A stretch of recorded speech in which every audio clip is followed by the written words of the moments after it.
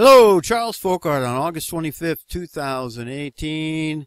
Welcome, everyone. Thank you for supporting this channel in the many ways you do, which is very inexpensively liking, subscribing, sharing. And also, I want to give a special thanks to those of you who support this channel financially. Thank you very much. I'm looking into some new software. Maybe it's time to upgrade. So we're going to look at, and I've been looking at this article, Answers in Genesis by a Dr. Faulkner.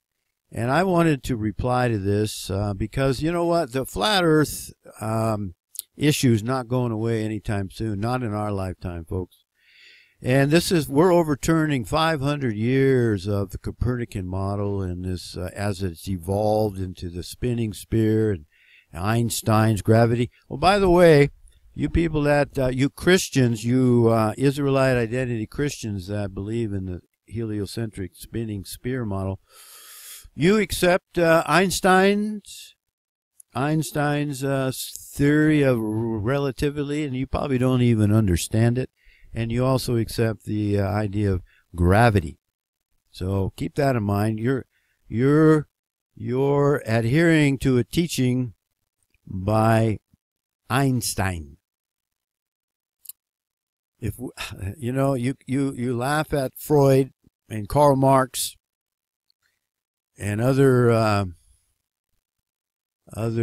men, other influencers of history, and you criticize them, and yet you embrace Einstein. Think about that for a minute. Before we get into the article, I wanted to talk about a few things here. One is the 5 senses. Think if I remember what they are. There's the touch, there's the feeling, there's the sense of smell, there's the sense of hearing, there's the sense of, what else? We got taste. Okay, we got the ability, we got the capabilities to experience and to relate to the world around us with our 5 senses. Sight, too. Okay? So, why is it we don't rely on the 5 senses? Now, this is a little bit of an aside, but I spent 12 years in third world countries, and 12 of those, 13 in Asia. And one of the things I realized that I liked about living there as compared to the United States or North America is that the culture there still expects you to have common sense, to use your common sense. For instance, there's no way in Asia that you could sue because you bought a cup of coffee at McDonald's and you put it on your lap and it spilled and you got burnt, you got scalded from hot coffee. They would laugh at you. They would just say, hey, don't put hot coffee in your lap. And that's why lawyers in these other countries, you don't see as many lawyers as you do here in the United States. Because in those other countries, it's common sense. You couldn't bring a lot of these lawsuits to the court and tie up the court and like they do here in the United States. I've been sued for some of the most ridiculous things, and the judicial system wants the lawsuits because it creates money for the club, the lawyers. They're all in the club, folks, and you're not in it. But you get the idea there. See, if a lot of if we had more, for instance, I'll give you one. When you go on a ship, when you go on a boat in Thailand, you walk out on the pier, there's no guardrails up on the side, and there's no, if you go over too far on one side and you go over the pier, you're going to fall in the water. So the cost in Thailand to take these ships and to live in Thailand is a lot cheaper because they expect you to use common sense. And if you don't use common sense and you make a mistake and you fall off the pier, for example, and you fall in the water, well, that's your tough luck. All righty? And yes, there's some abusive, and yes, that's why their economy doesn't grow, because there's no rule of law, contracts, and all that. I get that, okay? But you know, the rule of law and the contracts in the United States usually only works for the connected and the corporations. The legal system in the United States. I'm getting off track here a little bit, but I want to make the point I want to make here is, let me finish that thought. The legal system in the United States is basically for the corporations and the insurance company to fight over how much they're going to pay you on a payout. Okay. But anyway, so the point is, you use your senses and you use your common sense, and like Yogi Berra says, you can observe a lot by watching. So I asked in the past, when you look at the moon, does the moon look 250,000 miles away?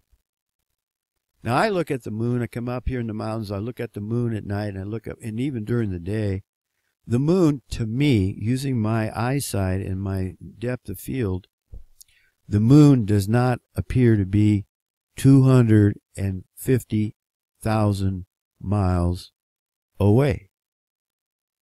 That's what I observe. I look at the sun. The sun does not look 93 million miles away. And if somebody hadn't told me, if school, the education you get, and everybody believes the Earth is 93 million miles away, if nobody had told me that, I would say the sun and the moon are pretty close. And then when you go to Enoch, the book of Enoch, chapter 22, I believe it is, Enoch tells us, I'm sorry, this insert is chapter 72 and following, not chapter 22 in Enoch, that the sun and the moon are the same size. And then we're told that the moon is reflecting the light of the sun. But we go to the book of Genesis, it says that God made two great lights. He didn't say he made a light and a reflector. No, he made two great lights. And now, by using the infrared technology, we can determine that the moon gives off its own light and that the moon's light is cooler. This is another insert. I went out and got my infrared thermometer I used when I was building rocket mass heaters and rocket stoves. And the first chance I get on the full moon, I'm going to do my own experimenting. See, that's the beautiful thing about the technology we have now. We have zoom lenses. I understand Nikon's coming out with a 1200 zoom. The P900 is only a 900 zoom. This new Nikon is 1200 zoom. That's how we can tell that there is no curvature. We can do that ourselves. We can use our own senses, our own ability to think, and our own experimentation to see that we do live indeed on a level plane Earth. Cooler. And so the point here is that you can observe one more thing, spinning. We're told that we're spinning around at 1,000 miles an hour approximately at the equator. And then the entire planet is spinning around at what, 666,000 miles, 6666, folks. Come on. I mean, put it together, would you? But I've been within 2 degrees of the equator, and we're supposed to be traveling 1,000 miles an hour. And even where I am now, we're at what, 800 miles an hour? I don't detect the fact that we're spinning around at 800 to 1,000 miles an hour. I'm sorry. And I don't care what Neil deGrasse Tyson, for you Israelites, that non-white, is telling you that the earth is too big and we're too small to be able to detect the curvature and the fact we're spinning. I would suggest that if we were on a ball spinning at 1,000 miles an hour, we would know we were spinning. There'd be some indication, okay? So you with me on that? Common sense should play a bigger part and also, I look out over the oceans, and I've looked out over the oceans in Bali, Thailand, Nicaragua, the Pacific coast of the United States. I look out over the ocean, and the ocean to me appears flat. Flathead Lake here in Montana, largest lake north or west of the Mississippi, looks awful darn flat to me for miles, folks. Okay, so don't throw out the fact or the information that the evidence that you gather through your 5 senses. It should come into play big time. They want us to ignore what we can see and what we can feel, and they want us to believe them. And I'm suggesting we shouldn't be doing that exclusively or to the extreme, folks. Okay, so let's go on and have a look at this article. And I'm not going to be able to do too much on it, but I'm going to start the series perhaps here. Okay, let's go have a look at that, shall we? So here we are, Answers in Genesis, Dr. Danny R. Faulkner right here. And I want to make a comment about Doctor. You know what? I think that a fellow can get a PhD through experience. See, a lot of these people get their doctorate, their PhD. They're able to they get to call themselves a doctor or a master's or a doctor of divinity or masters of blah blah blah blah, all that stuff, because they go to school. Well, I learned a long time ago. Someone says those who can't do teach. I probably, through experience, have a PhD in economics because I got a degree in economics. I got a bachelor's degree in economics, but then I went into business for myself. I worked a business developed a business from handyman stage all the way to real estate developer. So doesn't that qualify for a PhD? Except I can't call myself a doctor, see? And a lot of people are programmed to accept that these people with a degree or the letters before their name or after their name, that they know more than we do, and I would suggest that's not true. So anyway, this guy here, Danny Faulkner, he's got this article here, Does the Bible Teach the Earth is Flat? As I previously discussed, he says, belief that the earth is flat has rapidly grown of late, largely through dissemination via countless internet sites and the influence of social media. Unfortunately, many Christians have fallen prey to this, misled into believing that the Bible teaches the earth is flat, and that until 500 years ago, 5 centuries ago, the church likewise taught that the earth is flat. In this article, I will examine many of the biblical passages that supposedly teach that the earth is flat, and I will show that in fact they do not. But before doing so, I must respond to 2 false assumptions mentioned above, that the church historically taught that the earth is flat and that this changed 500 years ago. Now he says here, unfortunately, many Christians have fallen prey, and I say, no. It's a good thing. It's a fortunate thing that Christians are starting to question people like the doctor here. I also want to draw attention here that the church, what does he mean by the church? The church. He makes it sound like the church is some solid, coherent body that is all-knowing, and they haven't taught anything that's not true, and that everybody agrees. See, it says, and likewise the church taught that the earth is flat. And he's going to examine the biblical passages, but he's also going to respond to two false assumptions above, that the church, and what does he mean by church? Historically taught that the earth is flat, and that this changed 500 years ago.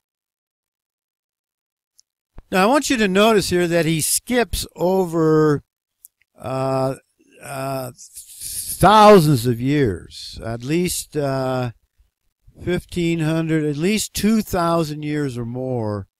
He just skips over and he goes right to the medieval period. And he says that this Bertrand Russell amply demonstrates, in his opinion, that the medieval church did not teach that the earth was flat. Now, he doesn't, in case you don't know what period of time the medieval period was, that is about circa 500 AD to 1500 AD. Give or take, 50, 100 years. Now he goes right here to Thomas Aquinas, introduced Aristotelian thought into medieval church teaching. Okay, so what? Writing in the 4th century BC, Aristotle clearly taught that the earth was spherical. All right, so what? He's only one man. That doesn't mean that everybody agreed with him. In the early 2nd century BC, Eratosthenes accurately measured the circumference of the spherical earth. Well, I would disagree with that because how do we know? This is 2nd century BC, over 2,200 years ago, and how do we know he got it right? Number one, and I've seen it where you can his measurements with the pole sticking up in the shadow works equally well on a flat earth. And also I want to suggest here that if the sun were indeed 93 million miles away and you were only 400 miles apart where these two poles or two sticks in the ground during the time of Eratosthenes, there wouldn't be a difference in the shadow. You wouldn't have 93 million mile away sun and only 400 mile of difference. You're not going to have any difference in the shadows, folks. In 240 BC, a Jesuit named Eratosthenes, he calculated the Earth's circumference. He did that by planting a stick in the ground at midday so that the sunlight, being directly overhead, would cast no shadow. Simultaneously, about 400 miles away, somebody else planted the stick in the same way and found that the sunlight cast a shadow. So by taking a shadow length and knowing the distance between the sticks, you could theoretically work out the circumference of the Earth. This method requires that the sun be a long, long way away so that the light coming from the sun is all parallel. However, it turns out that you'd get exactly the same results on a flat Earth if the sun were only 3,100 miles away and 34 miles across. And then he goes on here, Claudius Ptolemy's Almagest from the early 2nd century AD provided a useful model for calculating the position of heavenly bodies. While this model was geocentric, it did not promote a flat earth, but instead was based upon a spherical earth. Well, so what? This is one guy. That doesn't mean that everybody else in the culture, that everybody else in the society thought he was correct, or that the earth was a sphere. And we go on here. The works of Aristotle, Eratosthenes, and Ptolemy were all widely available and discussed in the late medieval period, and continued to be through the transition to the Renaissance. So the point I want to make here, it was discussed. So what if it was available and widely discussed? That doesn't mean it was accepted. So, and so he jumps right into the late medieval period, like I said, and he skips over at least 1,500 to 2,000 years of history, where it's my contention that the Greeks, many of the Greeks, most of the Israelites, if not all of the Israelites, believed and thought that the earth was a level plane with contours. So as I've taught, or as I've shown in previous videos, that the lost tribes of Israel left, a lot of people don't know this, they don't understand this, is that the Israelites who were not Jewish, that were in Egypt, while Joseph was number 2 in all of Egypt, they left on ships, and they founded many of the major cities in Greece and Italy and other parts of the world there, all the way up to the British Isles. And I brought this out in other videos, but all the way up to the British Isles, all the way from Egypt here, they left Scythes, and they founded cities in Greece, like I said, Athens, Thebes, Sparta, Troy, etc. And they also traveled all the way up to the British Isles, and they also named where Spain and Portugal are now, that was named the Hebrew or the Iberian Peninsula. So the Israelites were ship builders, and they sailed the seas. And right here, I would suggest where Gibraltar hits Africa, right here, the Straits of Gibraltar, the Israelites, it's been rumored, this is where the idea of the going to fall off the edge came from. The Israelites were traveling all over the world as early as 1,500 years before Christ. And this is brought out quite handily in America BC by Barry Fell, and he taught at Harvard University, so he's no lightweight for you people that need the PhD and the rest of it. He talks about the Israelites traveling, the Celts and the Vikings traveling all the way up to Michigan, Lake Superior, during the times of King Solomon, and to get copper and tin. And they also traveled, the Portuguese and the Spaniards also traveled all the way to South America. This is almost 3,000 years before Christopher Columbus. And this Faulkner guy is going to talk about Christopher Columbus. Well, that'll have to be the topic of the next video. They traveled all the way to Brazil. And Brazil in Hebrew is B-R-Z-L. And that word in Hebrew is ore, or iron ore. And even to this day, Brazil has the largest deposits of iron ore in the world.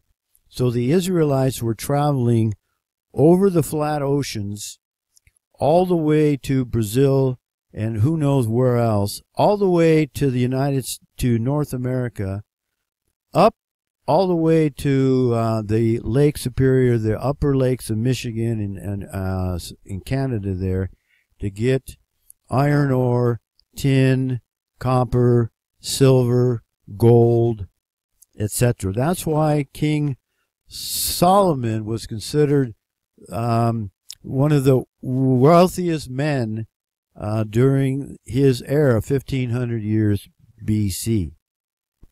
I want to make it clear the pre-Exodus ships took off from Egypt around as early as 1700 BC, and the reign of King Solomon was around 1000 BC. I want to go back to that Gibraltar, the Strait of Gibraltar here. See if I can get it on the map right there. Straits of Gibraltar. See, it's suggested that it was the Israelites that started the rumor that if you went too far out over the oceans, out on the ocean, you fall off the edge. So that, what did that do? That kept they didn't start the rumor that the earth was flat. They all believed the earth was flat at this time, folks. There was only a few of these people that were started to talk about it being a sphere. So, but they started the rumor that you would fall off the edge. So what did that do? That caused a lot of mariners to be afraid to go too far. That allowed the Israelites to have a monopoly. And I read somewhere a while ago, I can't remember what book, but the Israelites, when they were being followed by another ship, they would actually crash their ships on the shores or in the rocks near the shore, near land, so that they wouldn't be followed, and that the other Israelites would then pitch in and help them. The other mariners would pitch in and help them get a new ship, because they didn't want to give away their monopoly, and they didn't want others, non-Israelites, to realize what they were doing. They were traveling all over the world. So again, I would ask the question, why doesn't this Dr. Faulkner, and why doesn't he bring up the fact that there was people traveling all over the flat earth 3,000 years before the medieval period?